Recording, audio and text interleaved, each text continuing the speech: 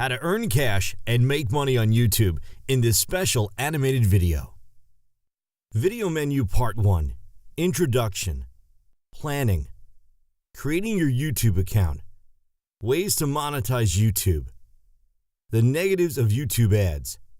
The positive of YouTube ads. Equipment and location. Video Menu Part 2. Creating your video. Workflow. Launch your video. Playlists. YouTube best practices.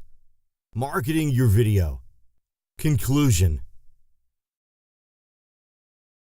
The world of technology has changed so much over the last 50 years, and the way that people interact with one another has changed with it. Love it or hate it, YouTube is currently where the majority of the audience is, and where the action is. YouTube has their sights set on becoming the next television. As more money and bigger names continue to pour into the space, it's going to become increasingly difficult for small businesses and independent content creators to compete. Right now, there is still a wide open window of opportunity, so there's no time like the present to get out there and to create a YouTube presence that will generate you income. Planning. Before you start creating videos and posting them on YouTube, ask yourself 3 questions. Why, what, and who? Why do you want to be on YouTube? There can be any number of reasons for you wanting to be on YouTube, like to make money, to tell a story, to make people laugh, etc. It is important to know your why before moving forward. What are you interested in? You need to be interested and passionate about what you want to put on YouTube. If you aren't excited about what you're doing, your audience won't be either. However, if you are passionate and that enthusiasm comes out in your video, you will attract people who are also interested and eager to watch your videos. Who do you want to reach with your videos? Once you answer who you want to reach, you can then focus on how you are going to track them to your videos, how you are going to communicate with them, and how you are going to retain your viewership. Creating your YouTube account. Once you have planned out what type of videos you are going to put on YouTube, you need to set up your YouTube account. However, there is more involved than just creating a YouTube account if you want to make money on your videos. Your first step in your path to making money is to create an account with Google. Since Google owns YouTube and controls the AdSense advertising that pays you for your videos, you must first sign up with Google. I love Google's slogan, "One Google account for everything Google," which means all you have to do is create one Google account and it will give you everything from a Gmail account to a storage account and a YouTube account, all for free. I personally love the free storage account, which is Google Drive. They give you 15 gigs of free storage, which is way more than what Dropbox offers at only 2 gigs. To create a Google account, just go to their homepage and click the Sign in the top right-hand corner, and then the next page, Create Account. After you create an account, you can easily make a YouTube channel name. Just go to jamguitar.com and click on My Channel on the top left-hand corner below the home icon. Make sure to choose your YouTube channel name carefully. It is advisable to not use your name, which Google suggests, but to choose a name that reflects what your videos are about. Once you have created your Google account and YouTube channel, you should sign up for an AdSense account. It is very easy to create an account. Just Google AdSense and you can sign up from there. YouTube ads, which work through Google AdSense, are the easiest and fastest way to make money. AdSense will require you do go through several verification steps before you are approved to earn ad revenue. Also, you must reach $100 in total AdSense earnings across all platforms in order to receive a payout. To make money on your videos, you must monetize them. This means that you are allowing YouTube to put ads in your videos, and yet you are agreeing that no copyright materials appear in your footage. There is one more step you will need to take before you do this, and that is to become a YouTube partner. To do this, sign into your YouTube account. In the top right, select your account icon, Creator Studio. In the left menu, select Channel, Status, and Features. Under Monetization, click Enable. Follow the on-screen steps to accept the YouTube Partner Program terms. As long as you have an account with good standing, by following the guidelines of uploading original content, you can start earning ad revenue. You will likely have to upload several good quality videos of acceptable length before you can start monetizing your videos. Referral link. While AdSense is the main way most people earn money from YouTube, there is another way to bring cash in from your videos, and that is by referral links. When you sign up with certain companies, you can get a referral link that will pay you a commission whenever someone buys an item through your link. Amazon offers a popular referral program used by many YouTubers, including me. By signing up as an Amazon associate, you can create referral links to any of the products on Amazon's website. Then if you use or mention a product in your video and provide a link to it in your YouTube video description box, you will earn a commission if anyone goes through your link to purchase that product. If you do include referral links, you must disclose the fact that they are indeed referral links. Have a disclaimer at the very bottom of your video that states that any and all links may be referrals. Signing with a network. Many of the most popular people on YouTube no longer monetize their videos with AdSense because they have signed with outside networks. A network basically is a company not affiliated with Google that pays people based on how many views, usually per 1,000, that their videos receive. These networks or channels negotiate with advertisers for ad blocks on videos. Just like Google, these networks take a percentage of the ad profits and give you the rest. However, they promise to do more than promote your channel and bring you more subscribers and viewers. They want you to make more money because then they will make more money in return. There are YouTube channels with several million subscribers whose videos get hundreds of thousands of views each. They have turned themselves into YouTube celebrities with endorsement deals and personal appearances to boot. Most are signed with networks that also provide them with management help. The vast majority of people on YouTube are just regular people earning a bit of extra money on YouTube. However, if you're looking to make YouTube your career, you'll definitely want to educate yourself on signing with a network. As your views and subscribers grow, you may be contacted by these companies, and you may want to make an educated decision before you give up your AdSense account. Research any company that contacts you to see if they are legitimate, including asking for a list of channels they already represent. The negative of YouTube ads. You can make money just by allowing YouTube to run ads on your videos, which results in them paying you a percentage of what they make. However, there are some negatives to using YouTube ads, which you should be aware of. Money versus effort. We've all heard stories of people getting rich from their YouTube channels, but for as many people that get rich, there are many people who put in a lot of effort for very little return. When you factor in the incredible amount of time and work that goes into creating your videos and building an audience, the initial revenue, if often, is really low. It is not recommended to have your YouTube channel as your primary way to make money. How do YouTube ads work? The YouTube ad system is driven by the concept of CPM, which stands for cost per 1,000 views. Individual views aren't worth much, but advertisers are willing to pay for them in batches of 1,000. It's really what makes the whole YouTube ecosystem work. If you have a mega channel, you can do pretty well with this. But unless your videos are generating hundreds of thousands of views on a regular basis, it's going to be difficult to scale this income up to something you can make a decent living on.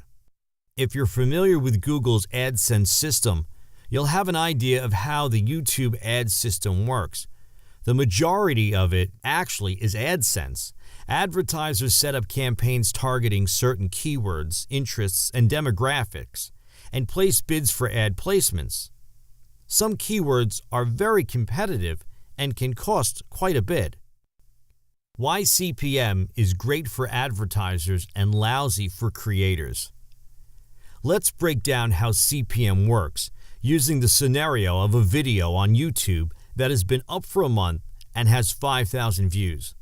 With a new channel and an average search term, the return might be around $5 CPM. That would equal the payment of about $25. So 5,000 views / 1,000 equals 5 times $5 equals $25. Unfortunately, it never quite works out that way. There are a few factors to take into account before you can make any type of projection. Not all views are monetized views. Non-monetized views don't count to your total viewership. You can find out what views actually count by going onto your YouTube analytics and clicking on Ad Performance. The estimated monetized playbacks is the number that counts. YouTube defines it as when a viewer views your video, i.e. a view, and is shown at least one ad impression, or when the viewer quits watching during the pre-roll ad without ever reaching your video. So in our scenario, if only 4,000 of the 5,000 viewers qualify as a view, you would only get $20. 5,000 minus 1,000 equals 4,000 views slash 1,000 equals 4 times $5 equals $20. And of course, YouTube is going to take a cut, their payment for hosting the video and maintaining the system that makes the whole thing possible. That cut is 45%, which brings your revenue down to $11. $20 minus $9 equals $11. These numbers are not exact, but it should give you an idea of how it works. After you take out the non-monetized paybacks and then take out YouTube's percentage, the CPM that actually goes into your pocket is pretty low. This can be discouraging since it can take a long time and a lot of work to make a significant amount of income. The positives of YouTube ads. Now that the negatives are out of the way, let's focus on the positives of YouTube ads. When you first start your YouTube channel, it might be discouraging that you are not making more money. Remember to keep your focus on creating great videos and building an audience. That may take a while, but once you have that audience built up, the money will start coming in. In fact, if you have your AdSense set up and you're driving traffic to your videos, companies will start fighting to get their ads on your videos. Also, even though building a decent revenue stream through YouTube takes a lot of work and time, there are benefits above and beyond just the income. Use your YouTube earning numbers as a way to set goals, push yourself further, and make your channel better. Equipment and location. Now that you've set up your accounts and are in a position to make money, you need to think about creating your videos. Of course, to create your videos, you need to decide on what equipment you are going to use and where you're going to use it. Camera. As a basic guideline, you want a camera that can film in at least HD or in 4K. 4K is the highest quality filming available for smartphones and video cameras today, which is 4 times the resolution of standard HD. Most phones even film in 4K these days, so that is a low-cost option to start out with. You can also purchase a decent 4K camera for around $400. Lighting. Lighting is actually more important than the type of camera you have. Even if you have the best consumer video camera with terrible lighting, your video will be grainy. An important question to ask yourself, is there adequate light in the room I am recording video? There may be enough light just from the window inside the room. You can even film outside. The benefit from shooting videos outside is the natural light from the sun will give you better results than indoor lighting. If you are shooting video inside, I recommend at least 2 or 3 clamp lights. When I first started videoing gigs, I used 3 clamp lights and it cost me around $20. Remember, you don't have to spend hundreds of dollars on lights and tripods, especially if you are just starting out. Microphone. Just as with lighting, purchasing a microphone is not absolutely necessary, however highly recommended. An external microphone will make your voice clearer and cut out background noise. I personally use a lapel mic and it works great. Another name for this mic is a lavalier microphone. They are relatively cheap at only $10 and you can hook them up to your phone or camera. Make sure whatever audio equipment you use that it's compatible with your video camera or phone. Background. You've likely seen YouTube videos with professionally designed backgrounds, as well as those shot in what looks like to be the home of a hoarder. While you don't need to spend thousands of dollars to make the background of your videos look like it came straight from a home decor magazine, you also want to take care to film in a clean, clutter-free space. A popular background that a lot of female YouTubers use is to film with their bed behind them and twinkle lights strung up around the bed frame or window. This creates such a pretty scene for filming. Other people film with the nicest part of their kitchen or living room behind them. If you're serious about making YouTube your actual job, you will want to consider dedicating a space for filming that is well lit and nicely decorated. However, if you're just starting out, I would advise to just film outside in your backyard or even in a public park. You might get some weird looks filming in public, however, it could be exciting in gaining the attention. Camera angle. Finding the angle from which you look best on camera can be a challenge. Most of us feel we have a good side, the side of our face from which we look a bit more attractive than the other. However, video is much different from still photography in that you move around on film and aren't sitting in a stationary position. Therefore, it's more important to have the camera facing you directly as well as slightly above you. Another important rule that you can apply is called the rules of thirds. Instead of having your face or body right in the middle of the scene, let it be off-center and it will add interest to your viewers. Of course, if you choose not to appear on screen, you don't need to focus on how you look, but instead on what you are filming, whether it a single item or a moving scene. If you are filming cooking videos, for instance, you'll want a tripod that holds the camera to look over what you are preparing. Or perhaps you have someone else who can hold the camera and film you.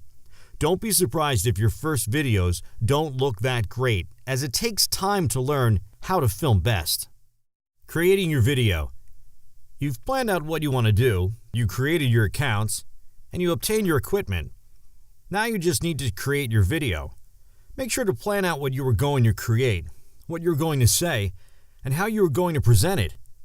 Generally, this is the easy part, especially with the first few videos. It is also the most exciting part. When you're creating your videos, don't worry too much about mistakes, as these can generally be fixed by editing, which we will focus on shortly.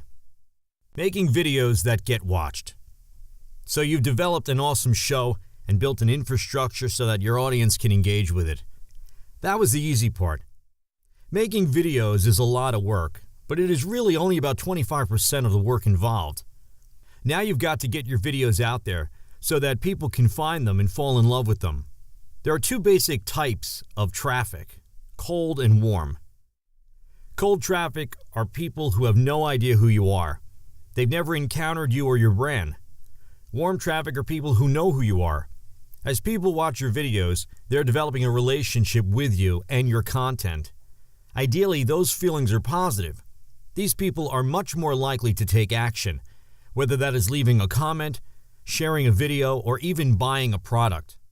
The viewers that find your videos via Google search are colder than the viewers that find one of your videos because their friend shared it on Facebook. We will deal with social media engagement later on. As viewers make it to YouTube and subscribers to your channel, they are getting warmer and warmer. The warmer the person is, the more likely they are to respond to calls to action, like signing up for your email list or buying one of your products. It's helpful to keep in mind that when planning your videos, because your programming should appeal to people across the board. Editing your video. Fear or hatred of editing is probably the second biggest obstacle to getting your YouTube channel up and running. I hear from people all the time about how much they hate editing, and I've never really fully understood it. It's actually my favorite part of the entire production process. During production, just about anything can go wrong, and there are often elements you have no control over. But once you're in post-production, you can focus on what you've got. It's time to take all that footage you shot and sculpt it and polish it into a finished piece that your audience will love. The software has gotten so good that it's almost easy to edit videos as it is to make PowerPoint presentations. For this stage, you're going to need a computer and some editing software. Once again, there are no excuses. You can edit video on an iPhone or iPad now. Most computers come with some sort of free editing software. On Mac, it is iMovie. On Windows, it's Movie Maker. If you don't like those, you've got more choices than ever. Let's go over a few of them. ScreenFlow. As the name implies, the primary purpose of ScreenFlow is screen recording.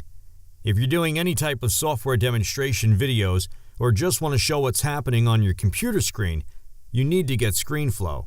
Over time, ScreenFlow has developed a surprising robust set of editing features.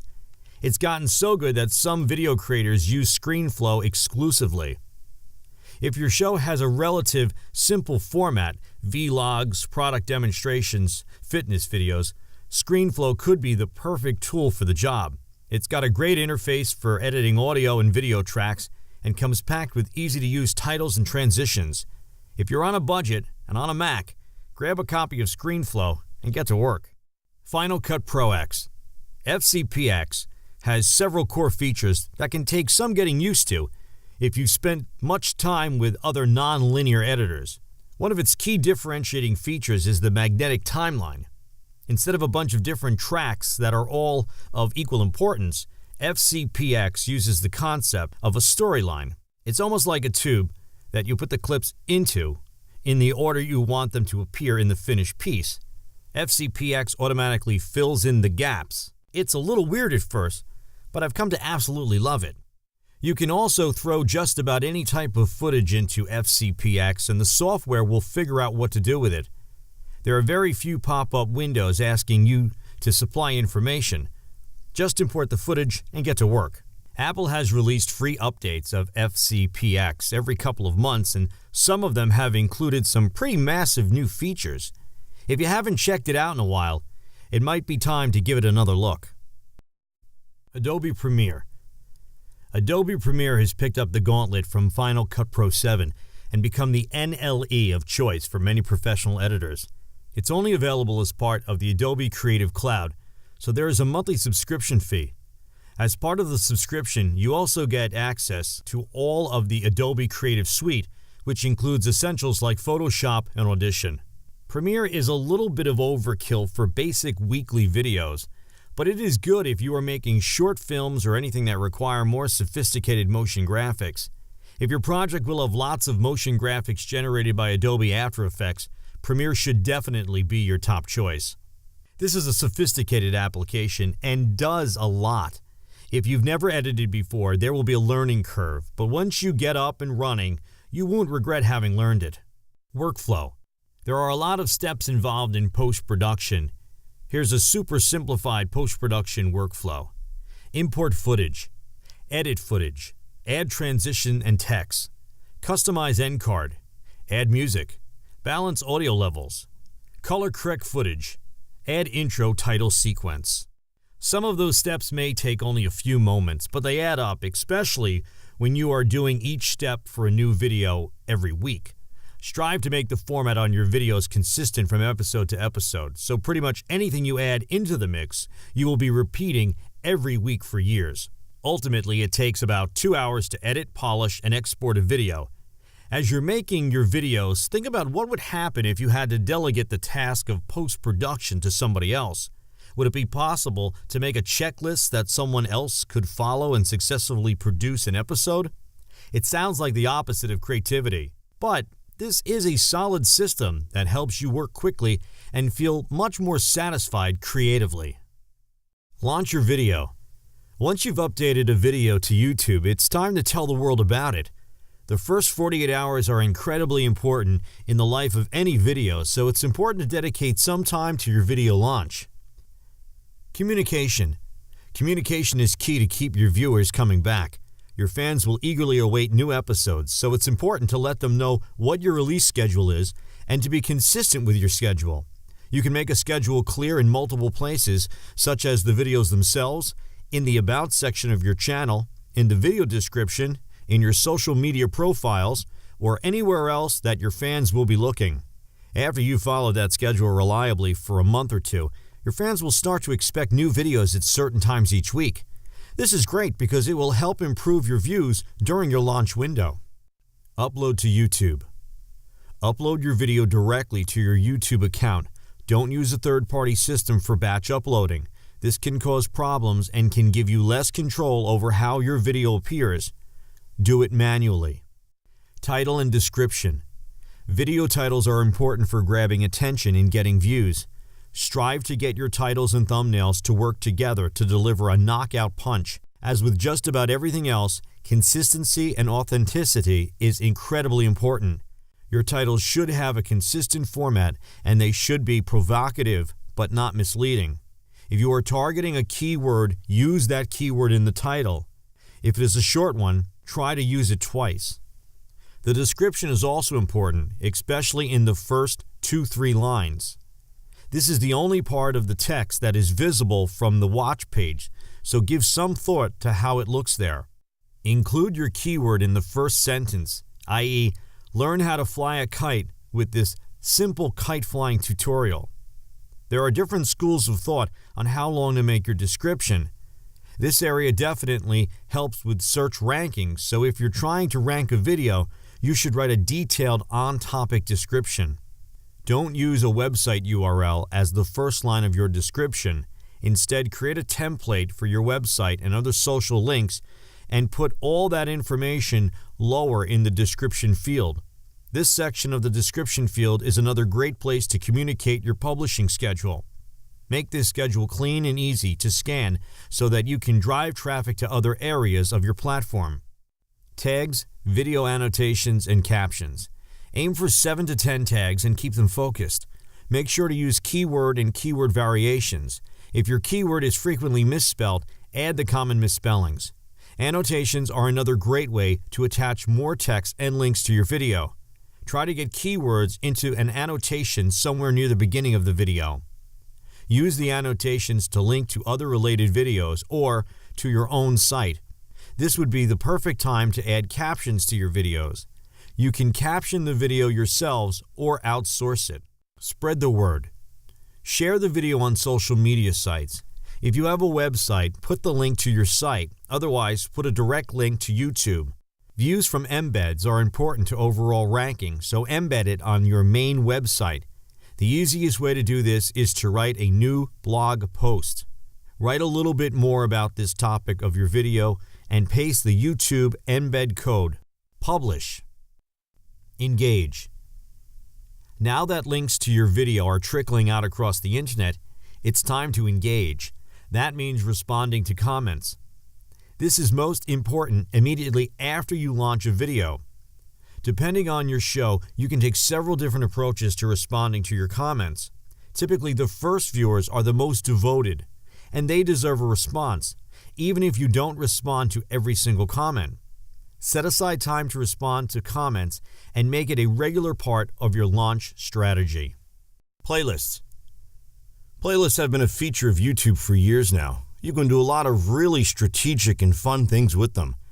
It is recommended putting your videos into a playlist during the initial launch window because this will help them get more views right away.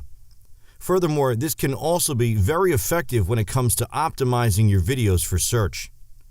On the surface, playlists are a great way to serve up a curated batch of related videos. But when you start to look at playlists with the eyes of a Google engineer, there are alternative ways to build backlinks to your videos. Playlist links seem to carry at least as much weight as annotation links, so this is a powerful way to pass authority to a video. Review of playlists. A playlist is a curated collection of videos. Once you have a video in a playlist, share the playlist link rather than the video link. As soon as the video is over, YouTube will immediately start to play the next video in the playlist. This is great for keeping people glued to your videos. Not only will your views increase, but your channel watch time will also increase. A playlist is a great way to structure your content and help people find what they're looking for. Playlists also make it easy to design your channel homepage. To create a playlist, go to your video manager. Click the New Playlist button in the top right corner. Give your playlist a title, i.e., Badass Kite Tricks. You have the option of a public, private, or unlisted playlist. I usually keep mine unlisted until I have finished creating it. Write a brief playlist description. If you're going after a keyword, it's a good idea to work your keyword in here. As usual, make it sound natural and conversational. Start adding videos. YouTube best practices. Encouraging likes, comments, and subscriptions. While it may seem logical that people who watch and enjoy your videos will give you a thumbs up, leave a comment, and subscribe to your channel, the vast majority of viewers will not give you any sort of feedback whatsoever. As a result, you want to encourage interaction as much as possible. YouTube offers those with a YouTube account the ability to like videos, leave a comment under videos, subscribe to channels, add videos to a favorites list, and share videos via Google+, Facebook, Twitter, Pinterest, Tumblr, and various other sites.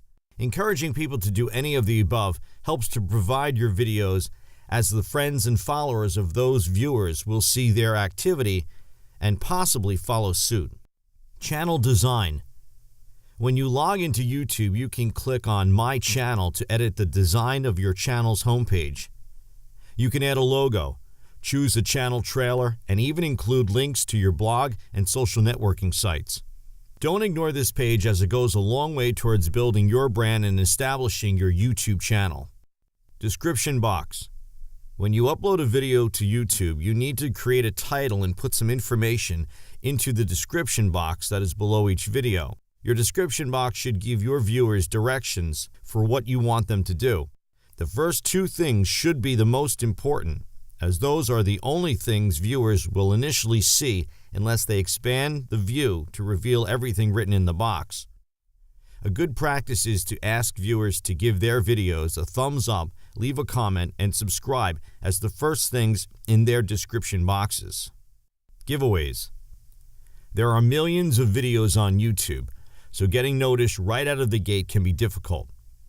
One way to build your initial subscriber base is to do giveaways. If you decide to do giveaways, don't go crazy and spend huge amounts of money on prizes.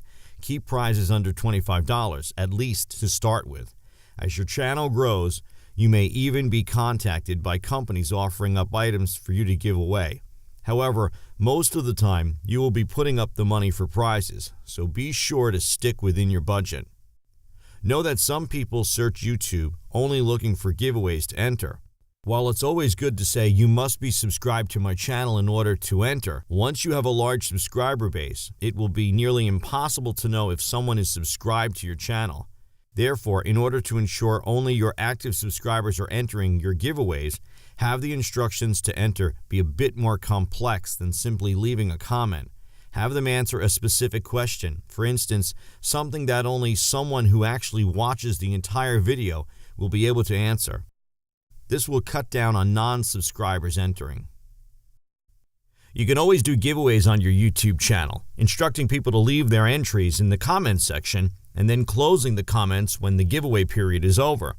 You can contact the winners through YouTube's messaging system, although you will need to wait for them to get back to you with their email or mailing address in order to send them their prize.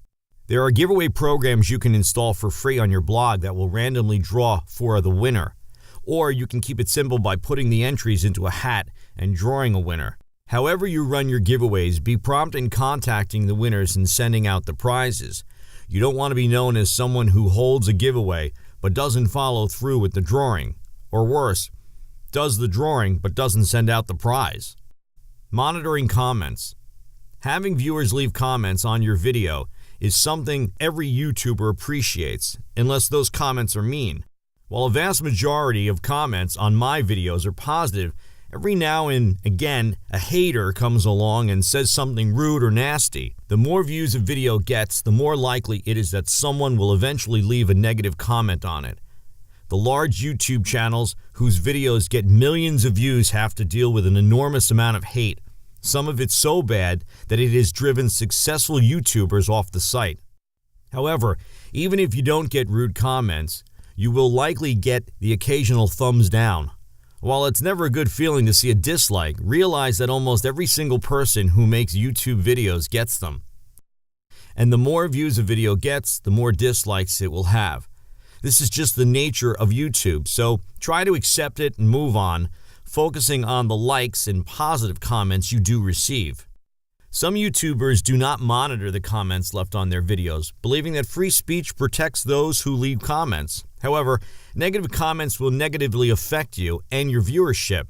The consequence for someone leaving a negative comment on your video is to remove the comment and ban the person from the channel so that they can't interact with you on YouTube in any way, either by giving a video a thumbs down, leaving a comment, or sending a message. Your YouTube channel is your personal space. That being said, however, the vast majority of people who leave comments are kind and supportive. Try your best to reply to anyone who leaves a comment on any of my videos, especially for the first day or two after the video goes live. You do get notification of activity on your videos whenever you log in.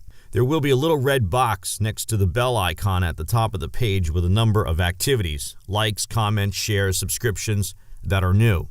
Often people will leave comments on videos months or even years after they were first put up, and responding to those can be more challenging.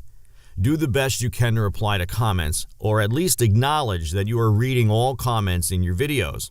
You want to continually let your audience know that you appreciate all of their likes and comments. As mentioned, the vast majority of people who leave comments on my videos are kind and supportive.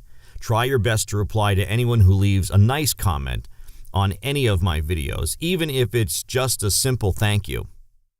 When you are in the Video Manager screen of your YouTube account, you can click on the community link on the left side of the page to see all of the comments that have been left on all of your videos, with the newest comments listed first. This is much easier than going into every single video individually to see the comments. You can reply to the comments right in the community screen. And you can also remove comments and spam as well as block users there too. If you don't reply to comments, you can at least give thumbs up. You want to continually let your audience know that you appreciate all of their support. Privacy. When the internet first became available, people could hide unanimously behind their computers, posting whatever they wanted under screen names without anyone knowing who or where they were. However, social media, and especially YouTube, hasn't changed that. Even if you decide to make videos where you don't appear on screen, you will still be exposing yourself to the world. Therefore, it is important to take the proper safety and security measures. Keep the exact location of your home to yourself. Schedule and consistency. If you are on YouTube to make money and build your brand, you are going to want to keep a consistent schedule of uploading videos. Some people upload on a certain day of the week, while others aim for a set number of videos per week. Whatever your tactic is, remain consistent. This keeps subscribers happy as they are getting consistent content, and it helps to attract new viewers to my channel as my video selection grows. Nothing is worse than subscribing to a new channel that promises frequent videos, only to never see them again. If you are going to be successful on YouTube, you have to commit to it. You can't upload a few videos, abandon your channel, and then wonder why you don't have any subscribers and you aren't making any money. Find a film schedule that works for you and stick to it. More important than the frequency of videos is the quality of videos. You don't need expensive camera equipment or editing software to produce quality YouTube videos, but you do want your videos to be clear, steady, and well lit. Speak up so viewers can hear you. Watch your video back before you upload it and make it live to ensure it looks nice. URL. You can easily get a personalized URL or domain name from a site like GoDaddy.com. You can then point that URL directly to your YouTube channel and also your blog if you have one. If you would like your own personal website, I would recommend wix.com or wordpress.com as a good starting point. Video length. YouTube analytics and viewers prefer videos that are around 10 minutes in length. Unless you're filming a vlog-style video or doing a live question-and-answer session or hangout, anything longer than 10 minutes is usually too long for most people. However, putting up videos that are too short may not satisfy viewers, and if viewers don't watch, you don't earn any AdSense revenue. Viewers versus subscribers. Most people start off on YouTube focused solely on gaining subscribers, and while a number of subscribers you have is important in the overall growth of your channel and your brand, more important is the number of views your videos get. Some people worry so much about gaining subscribers that they actually pay people to subscribe to their channels. However, just because someone subscribes to your channel doesn't mean that they actually watch your videos. You only earn AdSense revenue from people watching your videos, so paying for subscribers is a huge waste of time and money. Only when someone watches your monetized videos and sees or clicks on the ads that are there will you earn any Google AdSense revenue. In order to attract viewers, you need to produce quality content. Not all subscribers will watch all of your videos, and not all viewers will become subscribers. If you have one or two videos that draw a lot of viewers, you may end up making a lot of AdSense money, even if they don't end up subscribing. If you are doing YouTube for both profit and fun, then you will be consistently uploading new videos. Viewers are smart and will see right through your attempt to film videos that are strictly done for views. Be yourself, have fun, and the views and subscribers will come. Begging. One of the worst things you can do is beg people to subscribe to your channel. If you are creating quality content, there is no reason to beg for subscribers. In fact, it is so tacky and frowned upon nowadays that you will likely turn off viewers. Produce content you enjoy making, have fun, and subscribers, views, and revenue will follow. Marketing your video.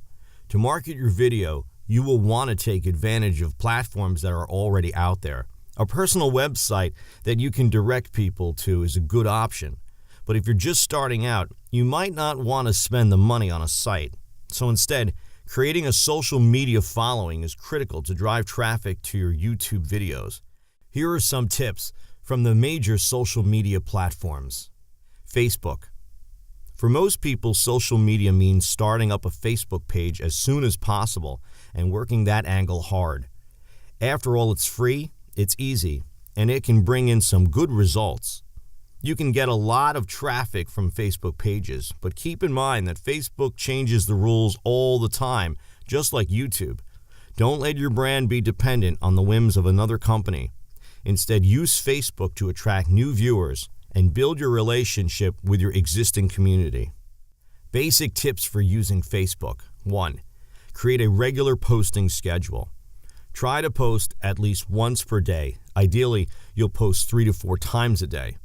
Facebook Insights is a great tool for figuring out the best windows of time for posting, and we've figured out certain times that work really well. This will probably be different for everybody because not all audiences are the same. Test different times and then use your insights to see when people respond the most. Experiment and get things narrowed down to the times that actually work. 2. Post your videos at the same time every week. This doesn't have to be the same time you post to YouTube. Many of your Facebook followers will not be subscribed to your YouTube channel. Facebook tends to be a slightly older demographic than YouTube. We found that posting videos to Facebook during prime time works much better for us than during the 9 to 5 work time frame. 3. Keep your posts on topic. If your channel is about flying kites, your posts should generally be about kites and kite-related things, not professional wrestling. Your posts should somehow tie back into your topic, i.e. links to other posts about kites, kite slideshows, kite festivals, etc. Bloopers and behind-the-scene content of making videos also work great. 4. Ask questions. Use a post to ask a question. People love to express their opinion about shit. You may not always like what you hear, but this is a great way to get lots of comments, which help your post get seen by more people. Ask for suggestions for new videos, or if anyone has kite flying plans for the weekend. 5. Post photos. Photo posts are currently the most liked and shared content type on Facebook. Inspirational quotes and infographics are all the rage right now. Use photos when you can and post a link in the text area of the post to let people know where to go for more information. 6. Respond to people. It's called social media because it's about being social. You don't have to respond to every comment, but you should try to respond at least once in every discussion thread. This shows your community that you are a real person. Twitter. Twitter is an amazing way to meet people you probably wouldn't have had access to before. It can open a lot of doors. It's a great way for staying in contact with your community, other YouTubers, bloggers, and industry people. It is not as good for promotion, but it can be effectively used as a communication channel. Use Twitter to carry on a conversation, to answer questions, or to reach out to someone whom you may be too intimidated to email. there's a good chance they will respond. Voila, connection made. Because Twitter is such a mobile platform, it is difficult to determine the best time to tweet, but overall activity is increased on the weekends. We use an app called Buffer to schedule some tweets according to what Buffer has analyzed as our best times. These are things like interesting articles or other people's videos and blog posts. Add a couple in-the-minute tweets between day, and you're bound to meet some new people. Google+. Google Plus is not a Facebook competitor. Facebook is still basically a destination, whereas Google Plus is a social layer that ties together most of the Google ecosystem. You probably won't be using it to post your vacation photos, but it is very useful for promoting and boasting the SEO rankings of your content. Since you've got a YouTube channel, you're already enmeshed in the YouTube ecosystem. There's no reason not to take advantage of Google+. At the bare minimum, set up a personal profile and then a page for your show or brand. Connect the page to your YouTube channel and set the videos to auto-post to G+. Join some communities related to your channel subject or any other topics you're interested in personally. There are literally thousands of communities on Google+ to choose from. Some are more active than others, so look around and find one that has a big group and introduce yourself. Google Plus is great for effective promotion, but just like any other social network, it works best if you participate sociably. Instagram. On the surface, Instagram might not seem like a huge traffic driver, but it actually works surprisingly well for attracting the younger age groups. Photographs of people are very popular, as well as shots of food and drink. You also can't go wrong with photos of animals. Use Instagram video to post a short clip or teaser of a new episode. It works great to share bloopers and behind-the-scene clips. If Instagram has a downside, it's that you can't post a clickable link in descriptions of individual photos. Get around this by putting a link to the website in the profile description and instructing people to click on that to see the new stuff. It works. Instagram allows up to 30 hashtags, but it's recommended you limit yourself to about 5 relevant hashtags. Maximum hashtagging comes across as insincere at best and desperate at worst.